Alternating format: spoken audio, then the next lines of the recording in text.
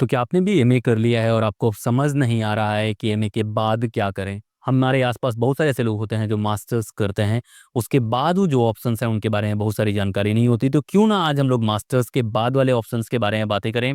मैंने भी मास्टर्स करा, उसके बाद मैंने एमफिल किया, फिर मैंने पीएचडी किया।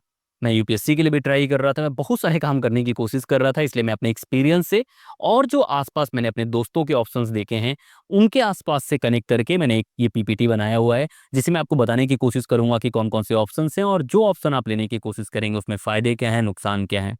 तो मास्टर्स जब भी आप कर लेते हैं, आप ऑलरेडी लैडर में काफ़ी ऊपर हैं क्योंकि पहले आपने बीए करा है, ग्रेजुएशन के बाद आप मास्टर्स के लिए आए हैं, तो ऑलरेडी थोड़ा बहुत तो आपके दिमाग में होगा बहुत सारी चीज़ें। लेकिन बहुत बार मास्टर्स करते-करते आपके दिमाग में बहुत सारी चीज़ें आ जाती हैं, जिनको लेके आप थोड़ा कन्फ्यूज़ हो जाते हैं कि अब आगे क्या करना है। तो पहला काम आपको करना है, वो है रिफ्लेक्ट करना है, सोचना है अपने ऑप्शंस के बारे में। कि जब भी आप मास्टर्स कर रहे होंगे, आप लगभग 23, 24, 25 की रेंज में आ जाते हैं, आप मैच्योर हो जाते हैं। आप वोट देने के लिए तो बहुत पहले एलिजिबल हो जाते हैं, अब आप शादी के लिए भी एलिजिबल हो जाते हैं, उस तरह की बातें भी आने लग जाती हैं। तो पहला काम आपको करना है, आपको रिफ्लेक्ट करना है। रिफ्लेक्ट ये करना है कि दुनिया कैसी है, एग्ज़ामिनेशन कैसे चल रहे हैं, रिसर्च वाली लाइफ़ क्या है, और आपके पास तब तक बहुत जानकारी आ जाती है। आप अपने प्रोफ़ेसर्स को देख लेते हैं, आपके कुछ दोस्त हैं जो ब्यूरोक्रेसी में सेलेक्ट हो जाते हैं क्योंकि ग्रेजुएशन के बाद बहुत लोग एग्ज़ाम दे रहे होते हैं। तो लाइफ़ में थोड़ा रुकना है वहाँ पे, और रुकने के बाद सोचना है। हम में से बहुत लोगों को लगता है कि लाइफ़ में रुकना ही नहीं चाहिए, पूरे टाइम चलते रहना चाहिए। रुकना केवल तभी चाहिए जब हमारा काम तमाम हो गया, लेकिन ऐसा नहीं है, आपको रुकना चाहिए क्योंकि मैं बहुत बार बोलता हूँ कि सोक्रेटिस की एक लाइन है कि अनएग्ज़ामिन्ड लाइफ़ जो है, वो वर्थ लिविंग नहीं है। कि एक ऐसी लाइफ़ जिसके बारे में आप सोचते नहीं हैं, जिसके बारे में आप सोचते नहीं हैं कि क्या करना चाहिए, नहीं करना चाहिए, क्या आप सही कर रहे हैं, वो एक अच्छी ज़िंदगी नहीं है। तो जब भी आपको मौका मिले लाइफ़ के बारे में सोचने का, तो वो मौका आपको लेना है मास्टर्स के बाद। अगर आप मास्टर्स कर रहे हैं, उस दौरान भी सोच सकते हैं, मास्टर्स करने के बाद भी सोच सकते हैं, और मास्टर्स करने के पहले भी सोच सकते हैं कि क्या-क्या ऑप्शंस हो सकते हैं। तो रिफ्लेक्शन के बाद आते हैं हम पहले ऑप्शन की तरफ। तो जब भी आप मास्टर्स करते हैं, जो बच्चे मास्टर्स करने की कोशिश करते हैं, या तो आप गवर्नमेंट एग्ज़ाम की तैयारी कर रहे थे, आप एज ए बैकअप मास्टर्स कर सकते हैं, या मास्टर्स इसलिए कर रहे हैं क्योंकि आपको जॉब में जाना है, गवर्नमेंट जॉब के बारे में या रिसर्च के बारे में जाना है, ये जितने भी ऑप्शंस हैं, आप कुछ ना कुछ ऑप्शंस कैलकुलेट करते हैं। तो पहला जो नेचुरल ऑप्शन होता है मास्टर्स के बाद, वो रिसर्च वाला रास्ता होता है, क्योंकि मास्टर्स मिनिमम एलिजिबिलिटी है रिसर्च के लिए। तो आप पीएचडी के लिए जा सकते हैं, एमफिल आजकल नहीं है, तो आप डायरेक्ट पीएचडी के लिए जाएँगे। अगर आप रिसर्च करना चाहते हैं, पीएचडी में जाना चाहते हैं, तो आपको नेट जेआरएफ वाला एग्ज़ाम देना पड़ेगा अगर आप सोशल साइंसेज़ से हैं, और सीएसआईआर वाला जो होता है वो साइंस वालों के लिए है। और भी ऑप्शंस होते हैं, बहुत डिटेल में नहीं जाते, वो किसी और वीडियो में आपको बताऊँगा। लेकिन इन जनरल रिसर्च लाइफ क्या होती है वो जानने की कोशिश करते हैं। रिसर्च में आपको लगभग 3-4 साल मिल जाते हैं पीएचडी के दौरान। अगर आपका जेआरएफ फेलोशिप है तो आपको पैसे भी ठीक-ठाक मिलते हैं जिससे आपका घर चल सके, मतलब आपकी लाइफ अच्छे से चल सके, थोड़ा बहुत पैसा इधर-उधर भी आप दे सकते हैं। लेकिन उस वक़्त में आप क्या सोचते हैं, क्या करना चाहते हैं, उसके लिए आपको बहुत टाइम मिल जाएगा।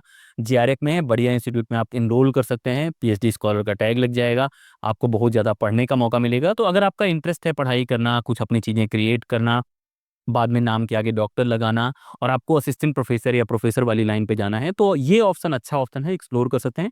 बहुत लोगों का कहना है कि इस ऑप्शन में आगे चल के जॉब थोड़ी लिमिटेड होती हैं, लेकिन जैसे ही आप ऊपर लैडर में जाते हैं, जॉब थोड़ी लिमिटेड होती है, तो ये चैलेंजिंग भी हो सकता है कि बहुत बार केवल अगर आप जेआरएफ के लिए यहाँ आ रहे हैं, तो हो सकता है 4-5 साल बाद आपको बेरोज़गारी का सामना करना पड़े। मार्केट में बहुत सारी ऐसी चीज़ें होंगी जो आप ना करना चाहें, और बाद में पता लगे कि बहुत जगह जॉब केवल उन्हीं तरीकों से मिलती है, तो थोड़ा-सा कॉम्प्लेक्स है। क्योंकि बहुत बार जो फेयर चीज़ें आप इमेजिन करते हैं गवर्नमेंट एग्जाम और उन सब चीज़ों में, वो थोड़ी-सी यहाँ लैग करती हैं, क्योंकि मैंने बहुत सारे दोस्तों को देखा है, जो बहुत मेहनती हैं, बहुत मेरिटोरियस हैं, लेकिन वो कहीं अप्लाई करते हैं, तो बहुत बार रिस्पॉन्सेज़ बहुत अच्छे नहीं आते हैं। तो एक रियलिटी ये भी है, एक अच्छी लाइफ़ है, आपको सोचने का टाइम मिलेगा। दूसरी रियलिटी है कि ये टफ फील्ड होने वाला है, जब भी आप रिसर्च करके निकलेंगे, क्योंकि अगर आप बहुत मेहनती हैं, बहुत टैलेंटेड हैं, तो शायद आप बहुत कामों में इन्वॉल्व नहीं होंगे, जो बहुत बार एकेडमिक्स में डिमांड होती हैं।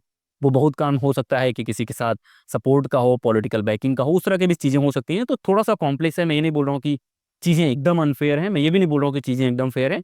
थोड़ा-सा ग्रे एरिया है, उसके बारे में आप सोच सकते हैं, और ये ज़ोन आप एक्सप्लोर कर सकते हैं। दूसरा जो ऑप्शन है वो है गवर्नमेंट एग्ज़ाम्स के बारे में। अब एग्ज़ाम्स को लेके एक कंसर्न भी है मेरा, बहुत लोग हैं जो एग्ज़ाम की तैयारी करते हैं। अभी लगातार एसएससी का प्रोटेस्ट चल रहा है, तो यहाँ पे आप यूपीएससी के लिए तैयारी कर सकते हैं, एसएससी, बैंकिंग, बहुत सारे ऑप्शंस हैं।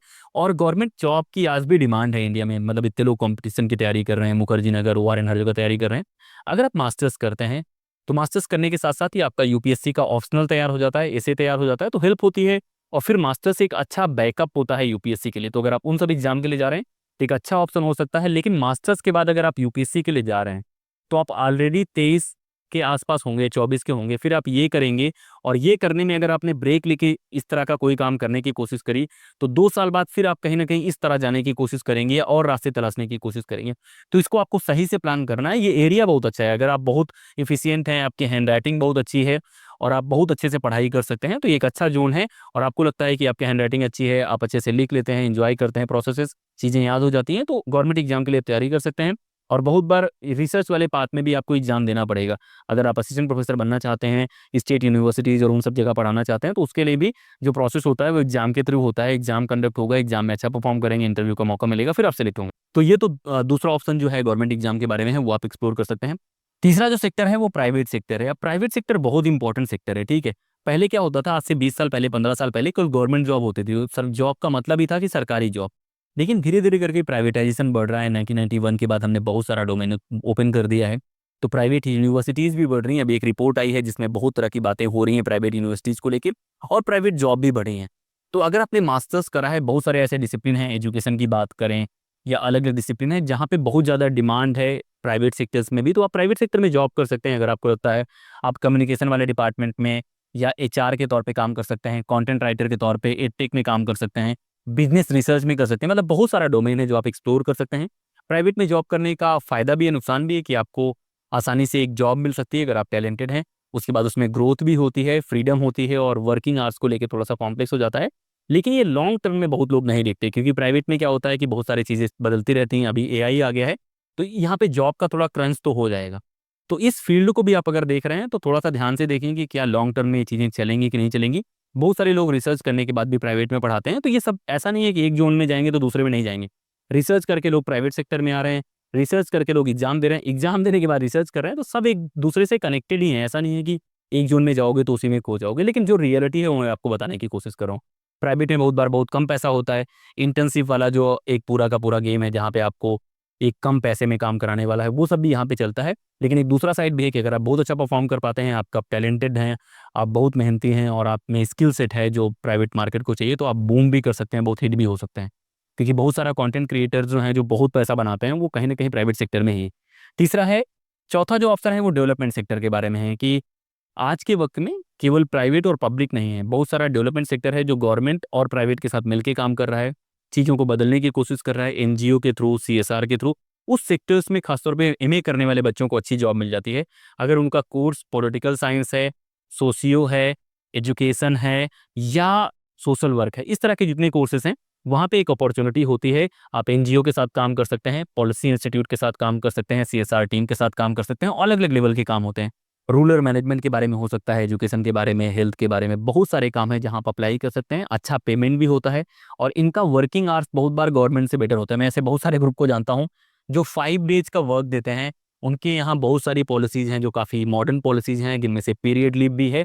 तो ये बहुत बार गवर्नमेंट सेक्टर से भी बेटर होते हैं। कुछ गवर्नमेंट सेक्टर के कुछ फ़ायदे होते हैं, जो पहले से चले आ रहे हैं, लेकिन प्राइवेट में पेंशन होती थी पहले, अभी पेंशन नहीं है। तो डेवलपमेंट सेक्टर भी बहुत अच्छा है, यहाँ पे ग्रोथ भी अच्छी है।